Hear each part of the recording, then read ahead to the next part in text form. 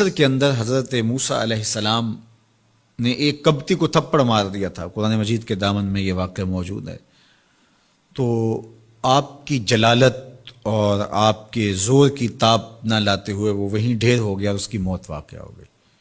تو مصر کے حالات کشیدہ ہو گئے اور حضرت موسیٰ علیہ السلام کو مصر چھوڑنا پڑا.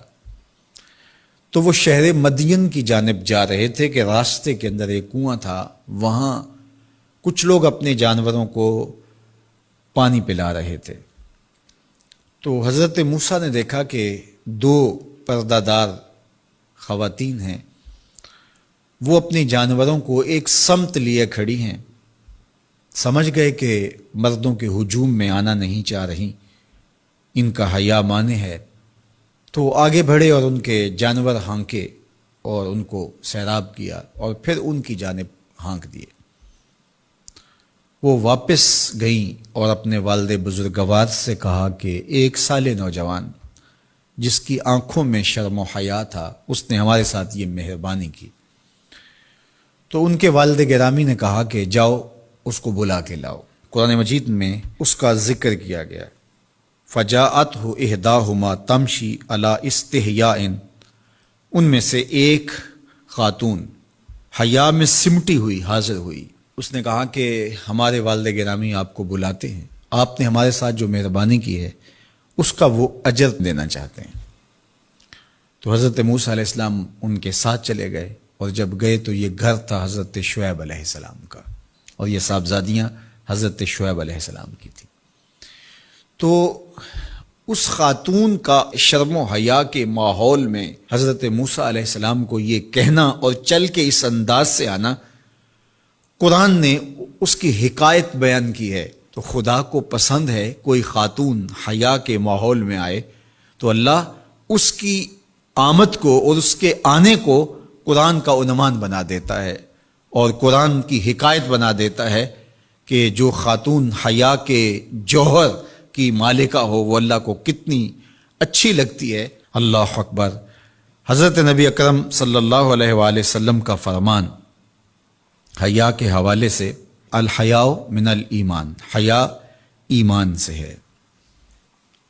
تو جتنے بھی ایماندار لوگ ہیں وہ پھر حیا کے جوہر سے مزین ہوں گے، مالا مال ہوں گے. آپ دیکھ لیجئے سب سے بڑے ایماندار تو میرے اور آپ کے آقا مولا ہیں، اور حضور کمواری لڑکی سے زیادہ حیادار تھے. باقی حضور کے اصحاب دیکھ لیجئے، ان کا حیا اور حضور کی ازواج مطہرات کا حیا دیکھیے. ام المومنین حضرت عائشہ رضی اللہ تعالی عنہا فرماتی ہیں کہ حضور کا جب وصال ہوا اور حضور میرے حجرے میں دفن ہوئے تو میں جب حضور کی قبر انور پہ جاتی تو معمولی چادر اوڑھ کے چلی جاتی اس خیال سے کہ میرے شوہر ہیں. پھر حضرت ابوبکر صدیق رضی اللہ تعالیٰ عنہ کا وصال ہوا تو وہ بھی ساتھ دفن ہو گئے، تو میں پھر بھی اسی حالت میں جاتی اور میں سوچتی کہ ایک میرا شوہر ہے اور دوسرا میرا والد ہے. کہا پھر حضرت عمر رضی اللہ تعالیٰ عنہ کا انتقال ہوا اور وہ بھی ساتھ مدفون ہوئے. تو حضرت ام المومنین فرماتی ہیں کہ اب جب میں جاتی تو میرا جانے کا انداز مختلف تھا. فواللہ ما دخلت الا وانا مشدودۃ علی ثیابی حیاء من عمر. کہا اب جب بھی میں جاتی تو خوب اوڑھنی اوڑھ کے اور چادر لے کے جاتی، مجھے عمر سے حیا آتی. یہ ام المومنین کا انداز زندگی ہے. مخدرات اسلام کو اس سے سیکھنا چاہیے. جو قبر میں دفن ہیں ان سے بھی یہ حیا کریں، جو مومنوں کی ماں بھی لگتی ہیں. اور آج یہ دلائل دیے جائیں کہ پردہ تو جناب دل کا ہوتا ہے، چہرے کا پردہ تو نہیں ہے. باقی کسی کو اپنی آنکھ میں شرم پیدا کرنی چاہیے. عورت کو کیا ضرورت ہے کہ وہ اپنے آپ کو ڈھانپ کے رکھے. اب ام المومنین کا عمل یہ ہے کہ فرماتی ہیں کہ میں اپنے آپ کو خوب سمیٹ کے جاتی حیاء من عمر. عمر قبر میں ہیں لیکن ام المومنین فرماتی ہیں مجھے پھر بھی حیا آتی. اور حضرت سیدہ طیبہ طاہرہ حضرت فاطمہ الزہرا رضی اللہ تعالی عنہا نے کہا کہ عورت کے لیے بہترین پردہ یہ ہے کہ اس کو کوئی غیر مرد نہ دیکھے اور وہ غیر مرد کو نہ دیکھے۔ تو جب یہ ہمارا دین ہمیں سکھاتا ہے اور حیا کا یہ سبق دیتا ہے، بڑوں سے حیا کرنے کی تلقین کی گئی، اللہ سے حیا کرنے کی، اس کے رسول سے حیا کرنے کی تلقین کی گئی۔ صحابہ فرماتے ہیں بعض اوقات ہم کچھ پوچھنا چاہتے ہوتے تھے اور حضور کے حیا کی وجہ سے ہم ایک عرصہ تک وہ بات نہیں پوچھ پاتے تھے۔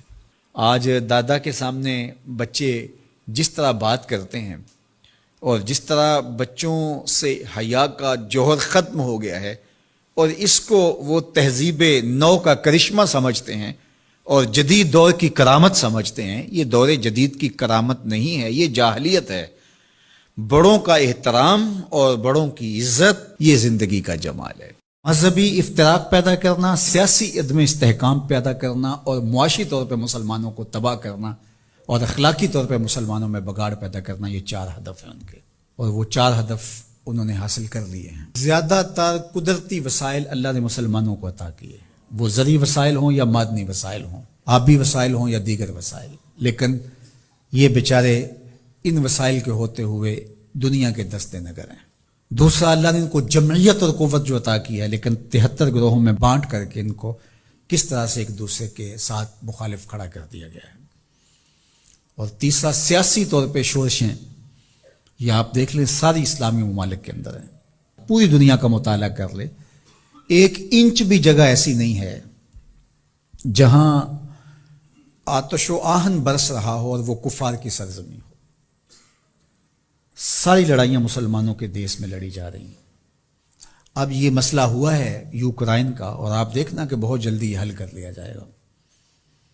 کشمیر ہے 70 سال سے لٹک رہا ہے، فلسطین کا مسئلہ حل ہونے کا نام ہی نہیں لیتا۔ مشرقی تیمور چٹکیوں میں حل ہوا کہ نہیں ہوا؟ یہ تاریخ ہمارے سامنے ہے، ہمیں آنکھیں کھول کے جینا چاہیے، کیونکہ وہاں معاملہ اور تھا، جو خون بہہ رہا تھا وہ مسلمان کا خون نہیں تھا، وہ بھی ان مسائل سے ملتے جلتے مسائل تھے، لیکن چٹکیوں میں مسئلہ حل ہوا کہ نہ ہوا؟ تو کیا کشمیر نہیں ہو سکتا؟ فلسطین کا مسئلہ حل نہیں ہو سکتا؟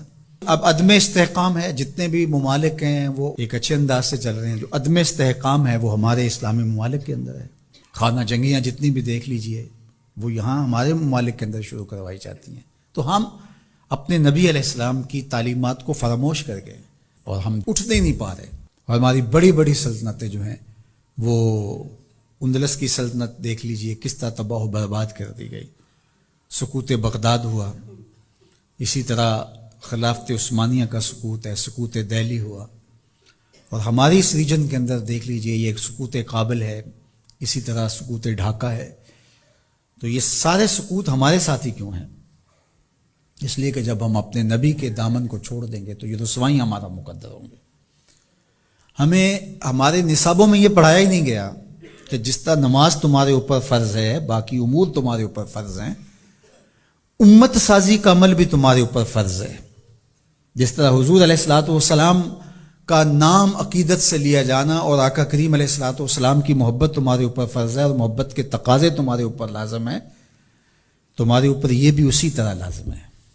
تو اس وقت ہمارے ساتھ جو کچھ ہو رہا ہے اور جس سمت ہم سفر کر رہے ہیں اور جس طرف ہم جا رہے ہیں، تو اس وقت سب سے زیادہ ذمہ داری علماء کی ہے اس بات میں، باقی حکمرانوں کی ہے کہ وہ معاشی بحرانوں میں حکمران قوموں کو مبتلا نہ دے، چونکہ قوم جب معاشی بحران میں مبتلا ہو جاتی ہے تو پھر اس کے نظریے پیچھے چلے جاتے ہیں۔ دور موجود میں کہتے ہیں اس دور کا ایٹم بم معاش ہے، جو قوم معیشت کی تباہی کے دانے پہ آ جاتی ہے اس سے پھر جو مرضی آپ منوا لیں، اور آپ جانتے ہیں مسلم حکومتیں کیا کچھ نہیں مان لیتی ہیں، اور یہ حکمرانوں کی ذمہ داری تھی کہ وہ، لیکن ان کے پیٹ ہی نہیں بھرتے، ملک کو اس بے دردی سے لوٹا نہیں، نوچا ہے انہوں نے، لیکن ابھی تک ان کے پیٹ ہی نہیں بھرے اور نہ مستقبل میں کوئی بھرتے ہوئے دکھائی دیتے ہیں۔ تو یہ ایک دردناک صورتحال ہے۔ جو اسلام کو دوسرا بڑا نقصان پہنچایا ہے وہ منبر و محراب کے ذمہ داران نے پہنچایا ہے۔ بر صغیر پاک و ہند کے اندر تجزیہ کرتے ہوئے حضرت مجدد الفسانی علیہ الرحمہ نے کہا کہ 4 طبقے ایسے ہیں جنہوں نے سب سے زیادہ اسلام کو نقصان پہنچایا ہے۔ یہاں پر اس ریجن کی وہ بات خاص طور پہ کرتے ہیں، وہ فرماتے ہیں ان میں سے ایک علماء سو ہیں، انہوں نے اسلام کو بہت زیادہ نقصان پہنچایا ہے۔ دوسرا صوفیاء خام ہیں، جو دین کے فہم سے ناآشنا صوفی ہیں، انہوں نے اسلام کو بہت نقصان پہنچایا، چونکہ لوگوں کی وابستگی ہے ان کے ساتھ، اور ان کے پاس کوئی منصوبہ ہی نہیں ہے۔ عرس پہ آ جاؤ، نذرانے دے دو اور اللہ اللہ کرو اور چلے جاؤ، ان کے پاس کوئی نظام شریعت تو ان کے پاس ہے ہی نہیں ہے، تو آنے والوں کو کیا دیں گے؟ یہ کچھ بھی نہیں دیں گے۔ تیسرا بڑا نقصان جو ہے وہ اسلام کو جو پہنچایا وہ سلاطین نے پہنچایا، بادشاہوں نے پہنچایا۔ اور چوتھا جو ہے وہ انہوں نے کہا کہ اسلام کو جو نقصان پہنچایا وہ 2 نمبر دانشوروں نے پہنچایا۔ اور 5 نام بھی آپ ذکر کرتے ہیں، وہ فرماتے ہیں جو گستاخان صحابہ ہیں، چونکہ جب صحابہ کی نفی ہوتی ہے تو پورے دین کی نفی ہو جاتی ہے۔ حضور کے تیار کردہ یہی لوگ تھے نا، حضور نے جن پہ محنت کی اور جن کو حضور نے اپنے سینے کا نور منتقل کیا، اور اگر ان کی نفی کر دی جائے تو پھر اس کا مطلب یہ ہے کہ دین کی عمارت گر گئی۔ پورے نظام کا انکار کرنے کے لیے ان کا انکار، جو امت کے اندر تفریق ہوئی، تشتت ہوا اور بے جا تشدد ہوا، اور امت کے اندر جو فکری ناہمواری پیدا ہوئی، باہمی منافرتیں انتہا کو چھونے لگی، سوچ سمجھ فہم ادراک کی قوتیں سلب کر لی گئیں، یہ سب کچھ منبر و محراب کی وجہ سے ہوا۔ اور اس میں علماء حق یا علماء ربانی یا علماء راسخین جس کو قرآن نے کہا ہے وہ نہیں شامل، لیکن علماء سو جو ہیں سب سے زیادہ مسلمانوں کو اگر نقصان پہنچایا ہے علماء سو نے پہنچایا۔ اللہ ہمیں امت واحدہ کے نور سے مالا مال فرما، ایسی امت واحدہ جو تیرے محبوب کی سچی غلامی کا حق ادا کرنا جانتی ہو، ایسی امت واحدہ جو صحابہ کے در کی دہلیز کی نوکر ہو، جن کے رگ و ریشہ میں اہل بیت کا پیار محو نفوذ ہو، جو اولیاء امت کے طریق پہ گامزن ہو۔ اللہ ہمیں سچائیوں کی راہ پہ رکھے۔ وآخر